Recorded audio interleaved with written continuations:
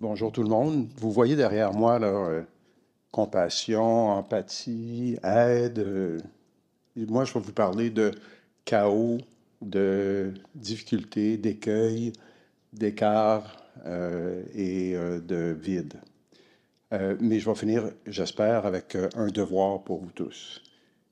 Ça ici, c'est le cadre juridique qui encadre les actions de nos policiers.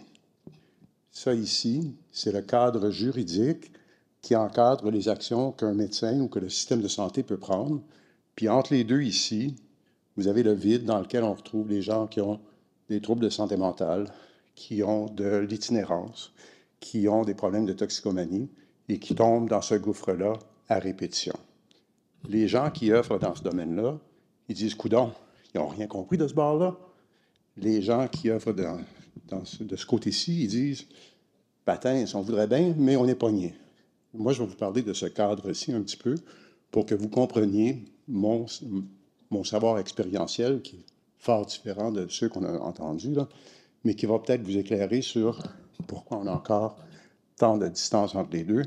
Le seul lien qui existe peut-être entre les deux, c'est la commission d'examen des troubles mentaux qui reçoit les gens qui ont été reconnus non criminellement responsables pour un problème de santé mentale et qui ont commis un délit et qui se retrouvent suivis par des gens qui sont nommés par le code criminel, donc dans cet univers-ci, mais qui viennent de cet univers-ci pour assurer, un, la sécurité du public, mais deux, le rétablissement de la personne.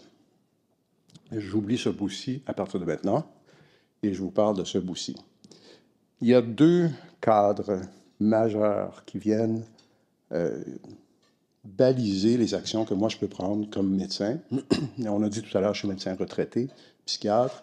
J'ai travaillé essentiellement dans des équipes de premiers épisodes psychotiques et pendant 30 ans dans l'équipe de suivi intensif dans le milieu ici à Granby. Alors, ma clientèle de tous les jours, c'était des gens qui avaient des psychoses, des maladies graves, souvent de la toxicomanie, souvent de la judiciarisation et parfois de l'itinérance. Je m'excuse. Le cadre qui balise mon action ici, il y en a plusieurs. Il y a évidemment la loi sur les services de santé et des services sociaux, donc qui nous dit qu'on doit développer des services de santé, offrir des meilleurs soins, baliser la confidentialité. Donc, une maman ou un papa nous appelle, puis on dit « Désolé, votre fils ne veut absolument pas qu'on vous parle. Je ne suis pas capable de vous parler. » C'est un peu fou, mais le cadre ici nous dit qu'on doit respecter l'autonomie de la personne et si la personne nous dit « je ne veux pas que vous parliez à ma famille, à mes proches », bien, on est pogné avec ce cadre-là.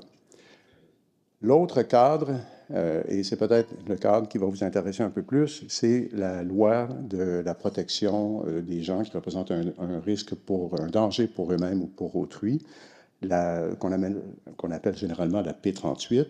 C'est la loi qui permet de retirer quelqu'un de la communauté et de le mettre à l'hôpital. Le droit de circuler, c'est un droit constitutionnel, c'est un droit fondamental au Canada. Je peux me gérer puis aller où je veux. Lorsque je représente un danger pour moi-même, il y a une loi qu'on appelle une loi d'exception qui dit, dans ce contexte-là, tu ne peux plus te gérer. Mais il y a des balises très, très claires. Je vais faire une parenthèse. Vous avez sans doute déjà entendu le mot « psychiatriser ». Moi, c'est un mot qui me choque parce que je suis un psychiatre. J'ai l'impression que je suis là pour aider des gens en période de difficulté. Mais c'est jamais très noble quand on dit « j'ai été psychiatrisé ». L'origine du mot, en fait, c'était à une époque où les psychiatres, parfois, pouvaient utiliser leur pouvoir pour abuser de ce pouvoir-là et mettre quelqu'un, par exemple, à l'asile. Mon chum, il n'est pas content de sa femme, je vais la psychiatriser, puis je la fourre à Saint-Jean-de-Dieu, puis je la fourre. Je la dépose, je m'excuse, je la sacre à Saint-Jean-de-Dieu et je l'oublie là. Et c'était ça l'origine du mot psychiatriser. Donc, c'était un abus de pouvoir qui permettait à quelqu'un qui était psychiatre d'abuser d'un individu puis de la mettre, par exemple, sur une voie de garage. Puis après ça, c'est rentré dans le vocabulaire quotidien et on dit « j'ai été psychiatrisé ». Et ça réfère au service que moi j'ai essayé de donner et que le système a essayé de donner. Je dis ça parce que ça vient teinter, je pense, des règles que le législateur, qui s'occupe des deux cadres dont je parlais tout à l'heure, le législateur a mis en place des choses pour protéger le public, c'est sa job, protéger le public, en particulier, de se faire psychiatriser.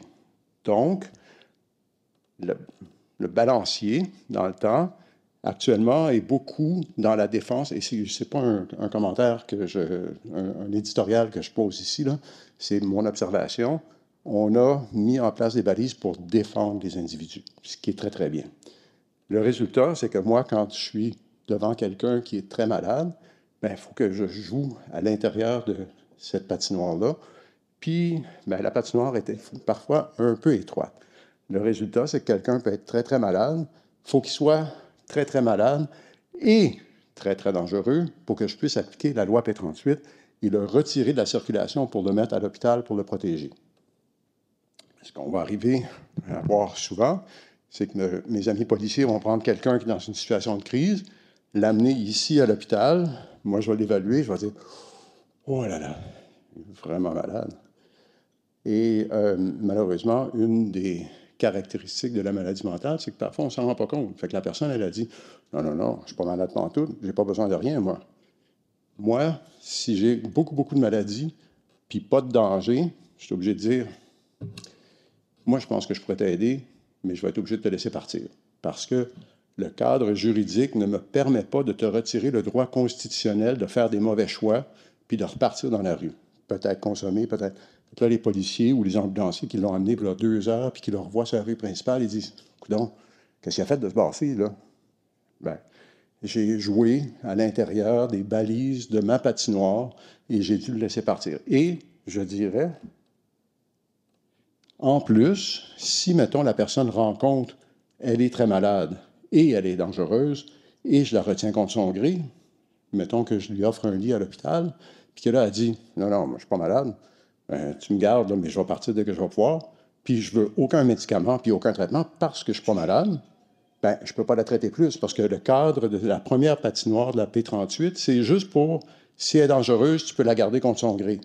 Mais tu ne peux pas la traiter, parce que si tu veux la traiter, il faut que tu retournes à la cour supérieure, puis dire, Monsieur le juge, Monsieur Delorme, il y a une maladie sévère, ça va vraiment pas bien, ça altère son jugement, il n'est pas capable de prendre une décision raisonnable pour s'aider, et donc je vous demande de lui retirer un deuxième droit constitutionnel, celui de gérer son propre corps, et de lui imposer un traitement. Ça fait que la loi me dit, tu peux le garder, mais tu ne peux pas le traiter.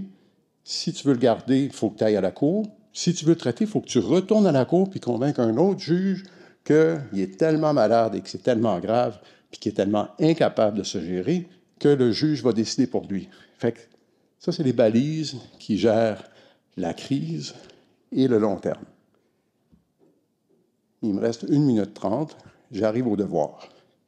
Si on veut qu'il y ait un certain rapprochement, une certaine cohérence dans les cadres qui balisent ces deux univers-là, c'est les gens qui sont dans cette salle qui doivent travailler avec leur législateur. Parce que le législateur, c'est pas quelqu'un qui est déconnecté de la société, mais c'est quelqu'un qui est à la remorque de où la société est rendue, puis qui met en place des lois pour tenter de baliser, encadrer et faire évoluer la société. Mais il est toujours à la remorque. C'est rare que, par exemple, on va mettre des lois sur l'intelligence artificielle avant que l'intelligence artificielle arrive. On ne va pas mettre des lois sur, je ne sais pas moi, des problèmes de jeu avant qu'on ait inventé le jeu, et ainsi de suite. Donc, puis le législateur faisant partie de la société a les mêmes préjugés, les mêmes inquiétudes, les mêmes peurs par rapport à l'inconnu de la maladie mentale, de l'itinérance, de la toxicomanie que la société en général, puisqu'il est issu de la société. Et donc, il n'est pas toujours éclairé quand il vient le temps de prendre des décisions législatives et de mettre en place des cadres législatifs, les lois qui nous gouvernent. Si on veut un rapprochement, ça veut dire qu'on doit avoir une action citoyenne auprès du législateur pour que le législateur évolue. C'était la fin. Je vous remercie.